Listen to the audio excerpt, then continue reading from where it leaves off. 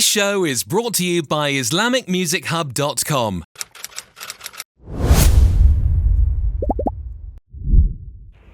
Hi, I'm Seham al-Matari, 22 years old, strongly ambitious and passionate. Always I love express myself like this. I'm Seham, a daughter of a Palestinian family, a cohesive family. My daddy Ayman, retired from the authority, my mom Inaz, a teacher for grade 1, and their siblings respectively. My older sister Ru'a, a doctor and a pregnant woman. My older brother Muhammad, a fresh graduate engineer. Then me, after that Maram, to a second year engineering student. Then Ahmed in his 11th grade of school, Lama in her 5th grade, and finally Ella, our little doll. She is the beginning of her 6th year of life. Let's agree that life is not rosy in Gaza, but our life in Gaza is wonderful. It was wonderful. However, it's great with a family who support you without restrictions. I'm a 5th year medical student. How did the youngs like to strive here, right? My decision to be a doctor is a long, full of challenge story, but it's fully right decision. How much it's hard. It was a tired but beautiful journey until 7th of October, when a brutal war against Gaza started. All our lives has stopped, sadly nearing the end. Before that, I had a good routine for every day. For my day, every day I wake up at Al-Fajr prayer, pray, and then start preparing breakfast for me and my family, so that each of us could start his or her day. Who will go to school and who will go to the university, and I used to go to the hospital, getting to know doctors and practicing medicine on patients there. How I loved relieve patients and help them understand their illnesses and handle with them. Then I used to return home at 2 to 3 in the afternoon, eating lunch, and then begin another day at home by studying, practicing, helping until the day ends. How I long now to go back and practice these habits. I love the vibes of my studies very much, by the way. I used to do my own rituals with a hot cup of coffee with the delicious chocolate, the lights of the strings, and my favorite candle. I've missed this so much. I've missed my stethoscope, my white coat, my scrub, all my medical tools. All of this was killed by the war, and it ended all memories. It burned the house, the clothes, my books, the cup of coffee, the memories, and even our future. I was dreaming of developing myself and my studies. My begging worries were buying an iPad to help me study medicine, and buying more clothes and accessories to my room and my office, so that would be as I dreamed. All of this disappeared, and my worries became where I would live, and what I would eat, how I could obtain my right to eat. It's so hard. This is a lot of oppression and helplessness. A lot. Now I have transformed from a medical student who spends her day among books and hospital allays into a girl whose every day consists of cleaning, helping, and striving for food and livelihood. Before the war, we had everything, literally everything. Real love from the heart, friends always around us, all kinds of delicious food, moving wherever we want and whenever we want, outings every day, a safe warm house and clothes, a shower as we like, rest in a comfortable bed, work, money, and real life. Now I'm not in my house, not in my town at all. We were being forced to leave our home in Ashahradwan in Gaza after a week of war beginning. We left without any clothes, any food, or covers to sleep. We went to Deir al-Balah under the fire with a lot of fear. We were suffering and still from the lack of fresh water and clean food, and also a lot of fear. And with the continuous bombing and due to the difficult situation, we were forced to displace again to Rafah, where the occupation claimed that it was a safe area. We have been here in Rafah for more than 3 months. We are forced and always forced to stay in a relative house due to the lack of tents and any basis of living in the street. In addition to the terrible exploitation in raising the prices of tents and winter clothes. We, the females, have been taking off our hijab for 5 months. 5 months. Can't wear a comfortable clothes as we like, can't rest whenever we need, and can't get out our supplies. Can't get our supplies. It's also a restriction. We, with all luxuries in our life before war, are forced to ask for aids, clothes, beds, anything just to live. It's so hard to our hearts, you know? I've missed a piece of chocolate. I didn't eat it since before the war. I miss all types of food other than the spoiled canned food they gave us as charity. We need the minerals necessary for health of our bodies. Our bodies have become weak and can't bear the continuous toil. And oh, how much it's hard to live in another house with a mixture of fear, sadness, hope, and anxiety, waiting, optimism, patience, and a load of thinking. A load. Living in a house doesn't belong to you means that you can't talk whatever you want, can't cry whenever you want, can't sleep as you like, no privacy anymore. Wherever you turn, there is a restriction. There are many situations that can't be forgotten that happened during the war. For example, I can't forget the moment when we were in our home in Ashahradwan. I saw a flare bomb fell in front of our house. It was awful. And the day when we left our home, my mom woke up at 5 a.m. with the words, "Quickly, prepare your bags. We will leave the house. The occupation will enter Gaza by ground in 24 hours." We stood up terrified and didn't understand what was happening. One of us was shocked, one was crying, one was trembling, one was running to collect what we could take, and one of us, my mom, was kissing the walls and furniture that we didn't know if we would return to or not.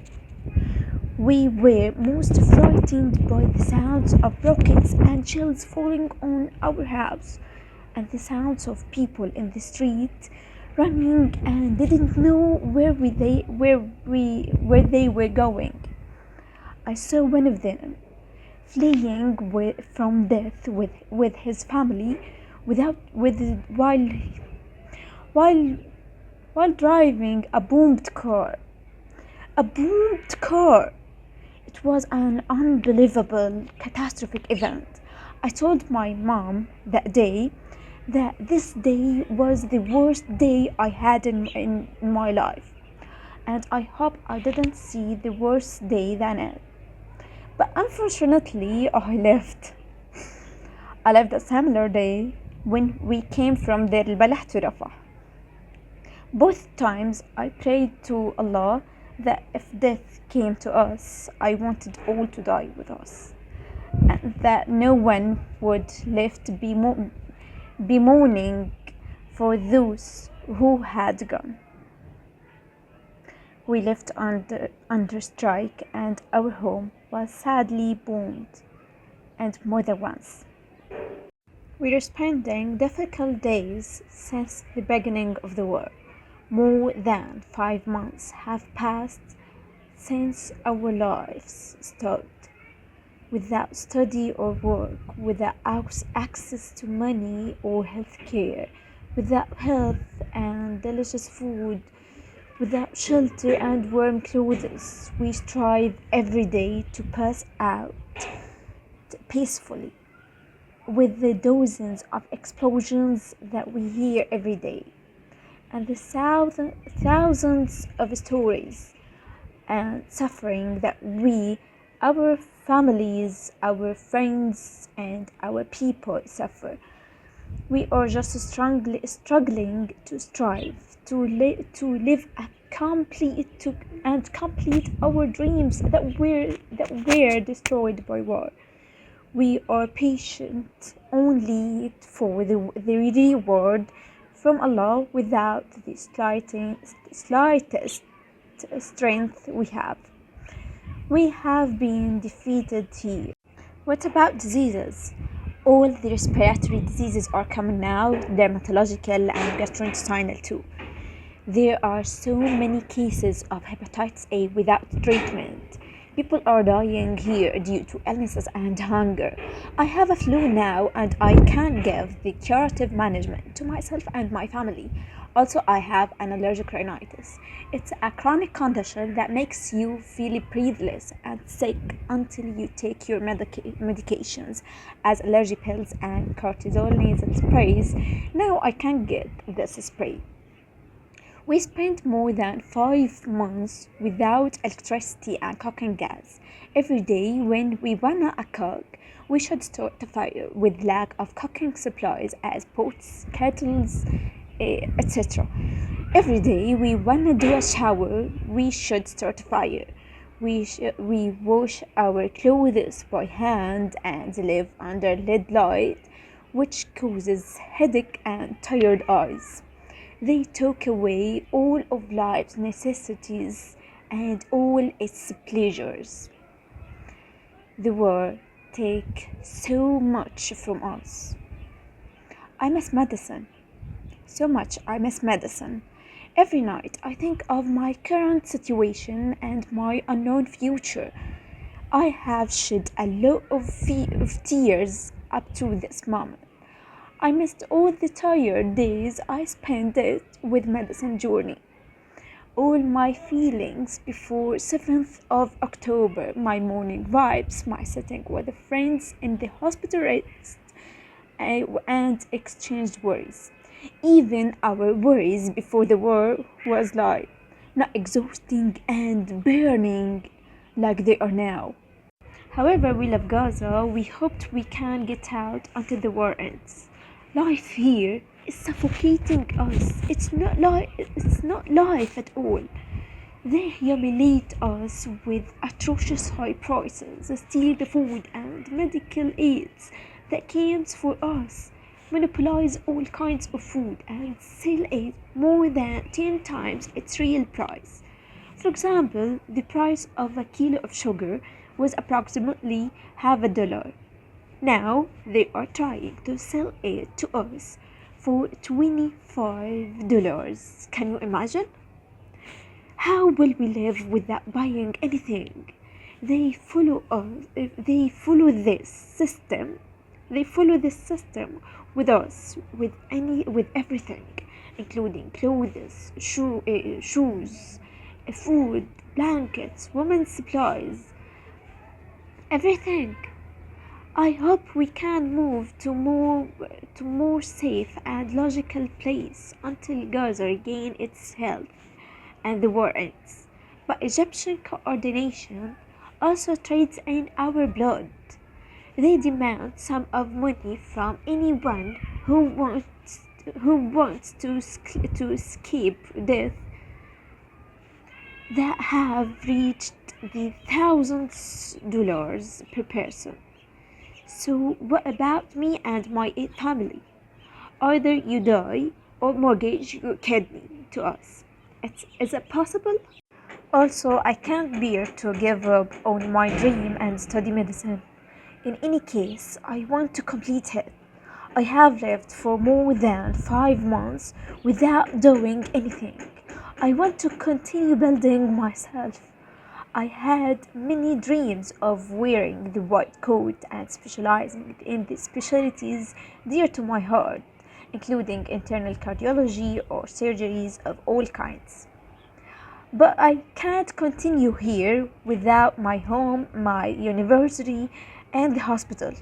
In fact, how will we live in Gaza when all its streets and homes have become cemeteries? At least I need to pass this crossing and that coordination so that I can start striving again for my studying. So I made a fundraising link to help me complete my medical studies as well as to help my family rebuild our house immediately after the war ends.